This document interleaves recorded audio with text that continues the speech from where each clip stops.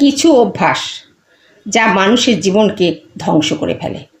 আমাদের প্রত্যেকের কিন্তু দৈনন্দিন জীবনের কিছু অভ্যাস এমন গড়ে তুলেছি আমরা, যেগুলো আমরা একইভাবে চালিয়ে যাচ্ছি। আর সেই অভ্যাসগুলোই কিন্তু আমাদের জীবনকে নির্ধারণ করে যে আমরা মানসিক দিক থেকে কতটা শক্তিশালী আর কতটা দুর্বল। এমন কিছু খারাপ অভ্যাস যেগুলো আমাদের সর্বনাশ জীবনে ডেকে আনে, তার মধ্যে 1 নম্বর হলো অতিরিক্ত আরাম, যেটা জীবনে অনেক ক্ষতি করে। যেমন এই আরাম মানুষকে অলস করে তোলে, এমনকি শেখার সুযোগ এবং সফল হবার পথটাও বন্ধ করে দেয়। 2 নম্বর অতিরিক্ত চিন্তা।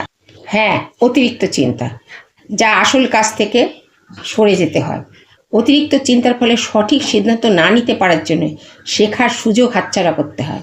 অনেক কিছু সুযোগ সামনে এলেও বুঝতে না পারার জন্য হাতছাড়া হয়ে যায়। আর এই অতিরিক্ত চিন্তা কিন্তু কর্মশক্তিহীনও করে তোলে।